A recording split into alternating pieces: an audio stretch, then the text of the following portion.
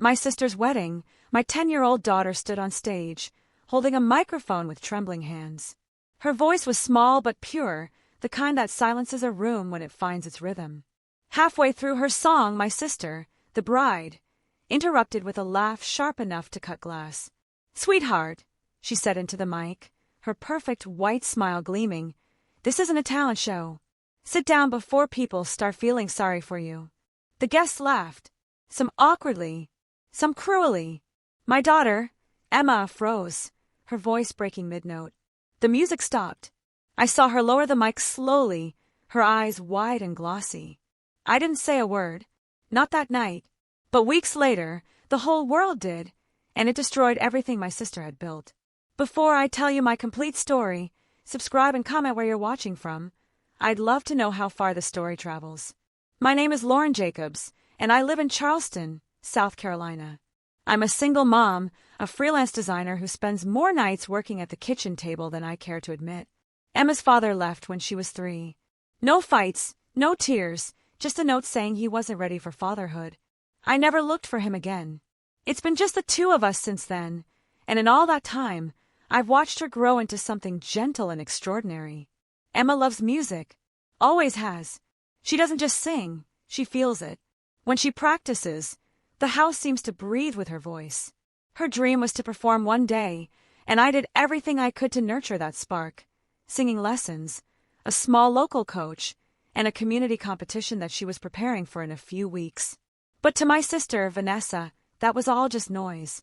Vanessa has always been polished, beautiful, charming, the kind of woman who could talk her way into any circle and make people believe her life was effortless.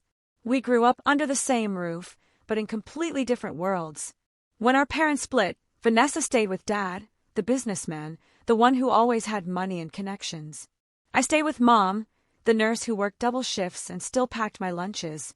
Vanessa always said I got the heart, but she got the luck.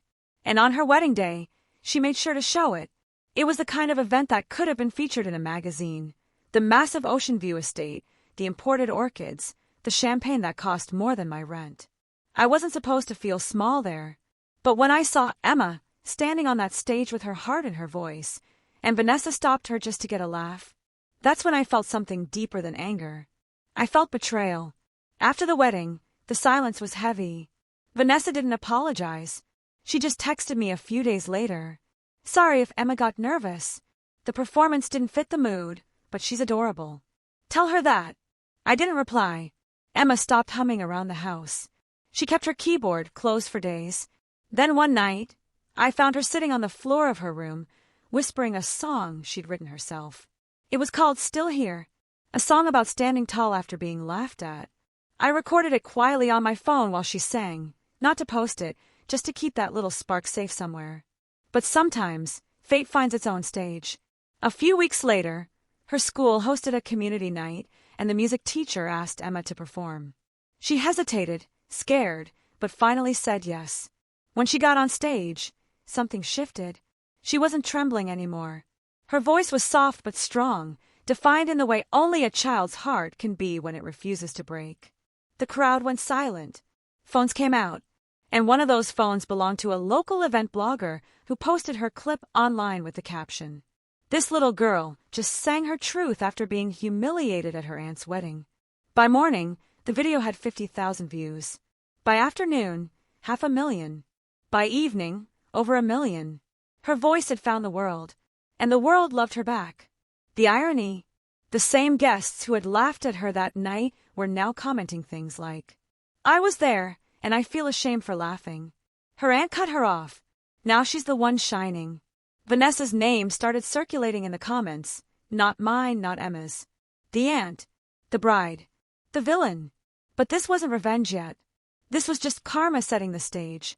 Emma's video caught the attention of a talent manager in New York who reached out saying she wanted to fly us out for an audition. She said Emma's tone was raw, hauntingly emotional, and that she saw potential for something much bigger. I was hesitant. Fame wasn't my goal. But when I saw Emma's eyes, the first time they truly sparkled since the wedding, I couldn't say no. So, we packed a small suitcase, boarded a plane, and landed in Manhattan 2 weeks later. The studio lights, The giant soundproof walls, the engineers, the cameras, it was overwhelming, but Emma thrived in it. She recorded Still Here properly that day, and that one recording would soon change everything. The song went viral again, this time officially. Over 20 million views on YouTube in a week. Playlists picked it up. Celebrities shared it. The streaming platforms sent offers. And then, the news broke. Emma Jacobs, a 10-year-old from Charleston, had been signed to one of the biggest indie labels in the country. The deal? $3.5 million upfront, with full royalties under her name. That's when Vanessa called me for the first time in months. "Hey sis," she said sweetly. "Wow, I saw Emma's news. That's incredible. You must be so proud." Her voice had that fake warmth that only comes from guilt wrapped in jealousy. I played along. "We're doing good, Vanessa. She's really happy." "I bet she is," she laughed softly. "You know, maybe we should all celebrate together soon. I've been thinking about spending more time with family." I could hear what she wasn't saying, the sudden interest, the curiosity behind her voice. Because Vanessa didn't do family unless it benefited her. Something was off. Something told me she wasn't calling to reconnect. There was something she wanted, something big, but what I didn't know yet was that her reason would soon turn into a nightmare. Part 2. The week after Emma's signing announcement, my phone wouldn't stop ringing. Reporters, PR agents, old friends who hadn't texted me in years suddenly wanted to catch up. But one call stood out. "Vanessa." Again. I let it ring twice before picking up. "Lauren," she said, her voice unusually bright. "I can't believe how big this has gotten. Everyone's talking about Emma. You must be so proud." I could almost hear the hunger behind her excitement. The way she drew out Emma's name, it wasn't love. It was calculation. "She's working hard," I said flatly. "I bet. Oh, and listen, we should really do a family dinner soon. You know, celebrate her success together. Mom and Dad would love that." Mom and Dad. They'd barely shown up to the wedding, and now they were so proud. I didn't believe it for a second. Still, I agreed. "Sure. Dinner sounds fine." Her pause told me she hadn't expected that answer. "Perfect. Friday at 7. I'll make reservations at the Palisade." I didn't mention I knew that place, the kind where the check is triple digits and the portions look like art projects. Friday came, and from the moment we walked in, it was like a movie scene. Vanessa in her perfect dress, her husband Michael in his designer blazer, and my parents. Polite, awkward but oddly quiet. Emma sat beside me, her small hands folded, wearing her favorite yellow sundress. The waiter brought out wine before we even ordered. Vanessa lifted her glass. "To Emma," she said with a dazzling smile. "Our family's little star." Everyone clinked glasses. Except me. I knew that smile too well. It wasn't pride. It was possession. Throughout dinner, Vanessa asked question after question, all disguised as compliments. "So, how's the contract structured? Do you get to approve all her performances? Must be a lot of money for a kid that young. How are you managing that?" Each question landed heavier than the last. Finally, I set my fork down. "Why do you care so much about the money, Vanessa?" Her eyes widened. "I don't. I'm just curious. You know, family looking out for each other." "Right," I said quietly. "Family." The table went silent. Even my mother shifted uncomfortably.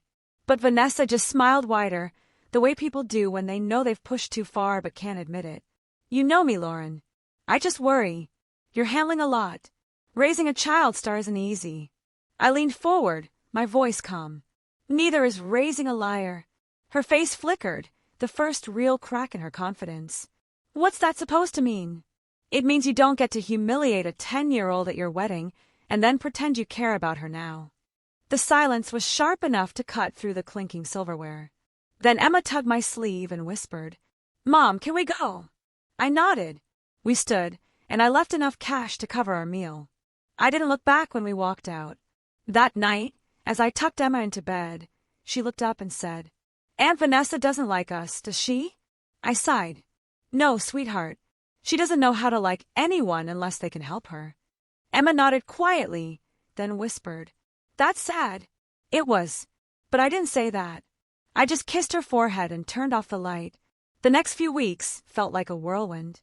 Emma's schedule was full: interviews, rehearsals, recording sessions. Her song, Still Here, had crossed 50 million streams. The label had begun talks for a tour. For the first time, life felt like it was moving in the right direction. Until one morning, my manager, Ava, called sounding off. "Lauren, we need to talk. Did you give permission for an exclusive interview with the Times?" "What?" "No. Because there's an article coming out tomorrow that lists Emma's earnings," and she paused, mentions a family trust fund under her name. I froze.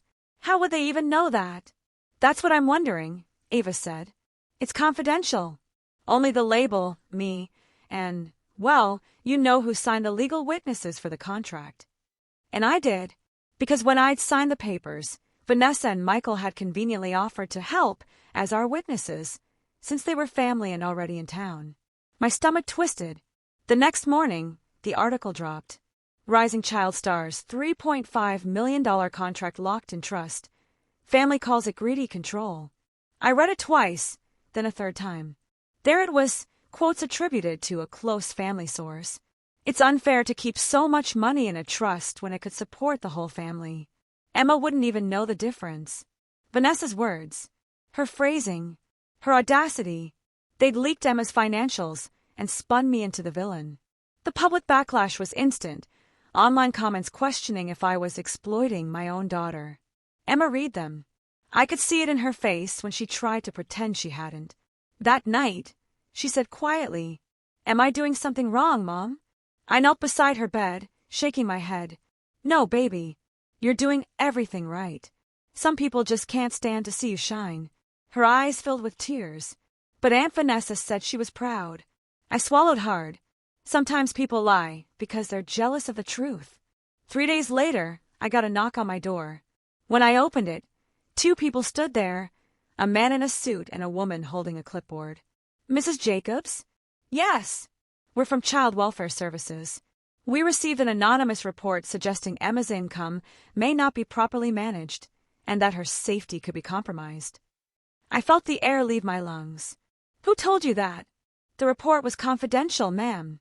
But we'll need to do a brief home inspection and verify her living arrangements." They walked through the house, every corner, every shelf, even her small studio room with her keyboard and notebooks. After 20 minutes, the woman turned to me and said, "Everything seems fine here. This seems like a misunderstanding." I forced a smile. "Yeah, misunderstanding." As they left, I saw a black car parked across the street. Inside, Vanessa watching. She didn't even flinch when I caught her eye. She just smiled and drove away. That night, I realized something that chilled me. This wasn't just jealousy anymore. This was a setup. Vanessa wasn't trying to share Emma's success. She was trying to take it. And she wasn't done. Because a week later, I got a letter in the mail. A legal notice. Petition for custody review, filed by Vanessa and Michael Reed. They claimed I was mentally unstable due to stress and incapable of properly managing a minor's career and assets. It wasn't just betrayal now. It was war. And they had no idea what they just started. Part 3. The letter sat on my kitchen counter all night. I didn't touch it, didn't breathe near it, didn't even want to read it again. But by sunrise, I'd memorized every word. Petition for custody review, filed by Vanessa and Michael Reed. Filed. Not requested. Filed. That meant they were serious. They'd hired lawyers. They'd gone to court. And now, they wanted to take my daughter. Before I tell you how far this went, subscribe and comment where you're watching from. I'd love to know how far the story travels. It wasn't about family anymore. It was about control. Because people like Vanessa don't love, they collect. They collect admiration, applause, credit, anything that shines. And when someone else outshines them, they find a way to dim the light. And my 10-year-old daughter had become the brightest thing in Vanessa's orbit. That made her dangerous. The first hearing came fast. Too fast. I sat in the courtroom wearing the same navy blazer I'd worn to Emma's first school recital. I hadn't bought new clothes. I didn't need to dress up for truth. Vanessa, on the other hand, arrived in white, pearls, tailored suit, crocodile smile. Michael was beside her, smug and polished, the kind of man who looked like he rehearsed sympathy in mirrors. Their lawyer, a tall man with gray hair and fake kindness, stood as the judge entered. "Your Honor," he began, "my clients are here out of genuine concern.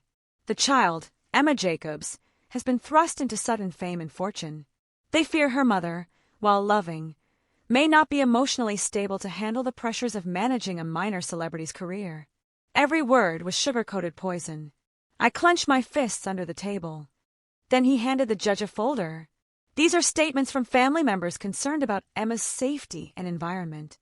I knew before he said it whose handwriting was inside. My mother's. It wasn't Vanessa's move alone. She dragged my parents into it. The judge glanced through the folder, expression unreadable. When it was my turn, I stood, heart pounding. "Your Honor," I said, "my daughter isn't a trophy or an investment. She's a child. She's safe, she's healthy, and she's happy. Or she was until my sister decided her success was a family asset." Vanessa's face stayed neutral, but her fingers twitched, a small, involuntary tell. I continued. "They've leaked confidential contracts called child welfare, and now they want custody because they think money belongs to them. This isn't about concern. It's about greed." The judge raised an eyebrow. "Do you have evidence of these claims?" I nodded. "Not yet, but I will." Because what Vanessa didn't know was that I had already begun recording every word. Every voicemail, every message, every smug phone call where she pretended to check on us. The hearing ended with a temporary review order, meaning we were still together, but under observation. Vanessa smirked as she walked past me. "You know, sis," she whispered, "sometimes kids need structure. You're too emotional to provide that." I leaned closer.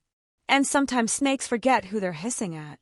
Her smile faltered just long enough to tell me I'd hit the mark.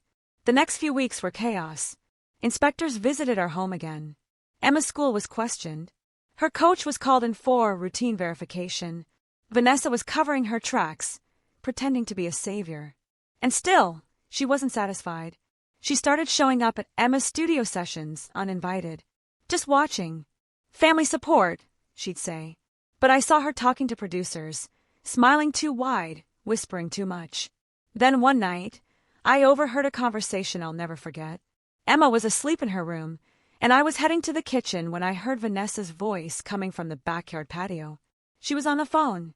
"No, listen. Once the custody hearing's final, we'll have legal guardianship. That gives us access to the trust." Pause. $3.5 million. All under her name, but the guardian controls it. She doesn't even have to know. My heart stopped. There it was, the motive. The mask ripped off. I wanted to storm out and scream at her, but I didn't. Because in that moment, fury turned into precision. You can't fight snakes by shouting at them. You fight them by letting them bite their own tail. The next day, I went to see Ava, Emma's manager.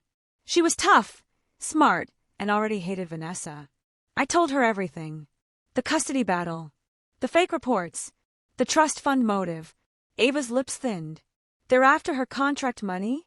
That's felony-level fraud if they gain custody under false pretenses. Can you prove it?" She nodded slowly. "If we get them to talk about it, yes. But we'll need bait." "Bait?" I asked. "A deal they can't resist." 3 days later, I called Vanessa. "Hey, I've been thinking," I said, pretending to sound defeated. "Maybe you were right. Maybe I do need help managing Emma's career. It's getting overwhelming." Her tone instantly softened, like a cat hearing the can opener. "Oh, Lauren, I'm so glad you finally realized that. You've been under so much stress. What kind of help do you mean?" "Maybe we can meet. Talk about co-managing her next project." "Of course," she chirped. "I'll bring Michael. We can make this official." "Perfect." We met at a restaurant downtown. Her choice. Ava sat 2 tables behind us, pretending to scroll through her phone but recording the entire conversation. I played my part, weary, naive, hesitant. "So," I said, stirring my coffee, "you think co-management would help?" Vanessa smiled sweetly. "It's the smart thing to do. I mean, handling that kind of money alone. It's risky, but if we're all listed as guardians, we can ensure it's used properly." "Used for what?" I asked. "Expenses. Investments. The trust can fund our family, too." Michael nodded. "We just need temporary custody to open those accounts legally." We'll handle the logistics. You'll still see her, of course. I leaned back, my voice soft. You'd take her away from me? Oh, don't be dramatic, Vanessa said, laughing. You'll thank us later when we're all living comfortably. I smiled. Just once. Because I had every word on tape. When I got home, Ava uploaded the recording directly to our lawyer. He listened once, then looked up. This is it. This is fraud and coercion. They've handed us the case. 2 weeks later, the second custody hearing began.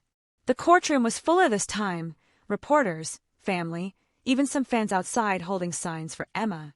Vanessa still wore white. But that day it didn't look pure. It looked desperate. The judge asked her lawyer to speak. He stood confident.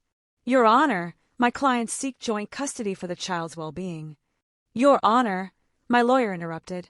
Before we proceed, I'd like to submit an audio recording authenticated by timestamp and verified by an industry manager. He pressed play, and Vanessa's own voice filled the courtroom. We'll have legal guardianship. That gives us access to the trust. $3.5 million. All under her name, but the guardian controls it. She doesn't even have to know. Silence. Then a murmur rippled through the room. Vanessa's face drained of color. Michael's jaw locked. The judge's gavel struck once sharp. This hearing is adjourned pending review. Custody remains solely with the mother. Outside the courthouse, the media swarmed. Reporters shouting, cameras flashing. Vanessa tried to push past, but one question stopped her cold. Mrs. Reed, is it true you tried to take custody of your niece for her $3.5 million trust fund? She didn't answer. She didn't have to. The silence was the confession. But this wasn't over. Because while she was hiding from the cameras, I was preparing the final act. The act that would end her marriage and her mask forever. Part 4. The sound of the judge's gavel still echoed in my head. For the first time in months, I could breathe. Vanessa and Michael had been exposed. Their greed, their lies, their plan to take my daughter for money they didn't earn. But I wasn't done. Because sometimes justice needs a spotlight. And I was about to give them one. 3 days after the hearing, the story hit the press. Child star's aunt and uncle exposed for custody fraud. Audio leaked in court. The video of the courtroom clip, Vanessa's own words about Emma's $3.5 million trust, went viral. Within hours, her picture was everywhere. News blogs, talk shows, trending hashtags. Emma's fans, millions of them now, turned her pain into a movement. #ProtectEmma trended for 2 days straight. But as I watched it unfold, part of me ached. Because I knew how much she once loved her aunt. That evening, as we sat in the living room, Emma scrolled through her phone, reading the comments. Mom, she said quietly, why would Aunt Vanessa do that? I didn't do anything wrong. I looked at her, my chest heavy. You didn't, sweetheart. Some people love what you have more than who you are. She nodded slowly, her voice trembling. Will she go to jail? I didn't answer. Because honestly, I didn't care about that. I cared about something deeper, her understanding that what was done to her didn't define her worth. But life has a strange way of finishing its own stories. A week later, I got a call from someone unexpected, Jason, Vanessa's husband. His voice was low, frantic. Lauren. I had no idea she went that far. The lawyers, the fake documents, she told me it was about helping Emma. I stayed silent. She's losing everything, he continued. The sponsors dropped her. My firm's cutting ties with us because of the scandal. She's drinking a lot. Blaming me. There it was, the collapse. The empire she built on lies, finally crumbling under its own weight. Jason, I said calmly, you stood by her when she humiliated my daughter. When she called her a joke at her own wedding.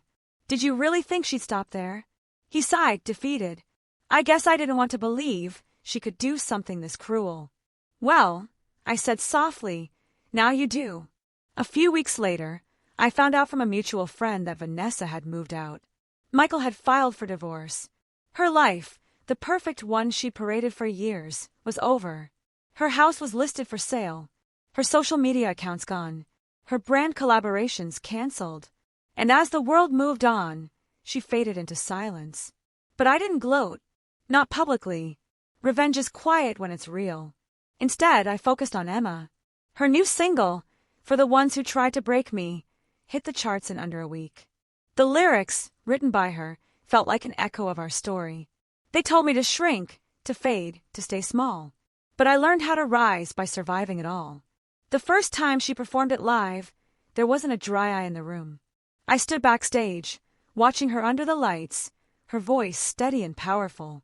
The little girl who once hid behind me was now standing tall in front of thousands. After the show, as she ran into my arms, I whispered, "You did it."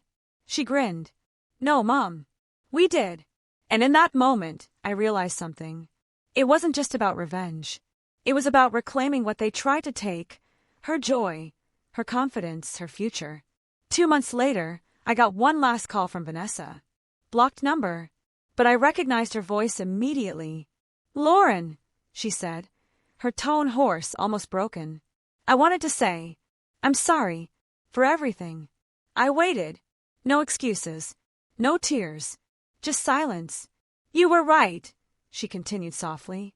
"I ruined everything. I just wanted to feel important again." I exhaled slowly. "Vanessa, importance isn't something you take. It's something you earn. And you lost that when you hurt a child." She didn't respond.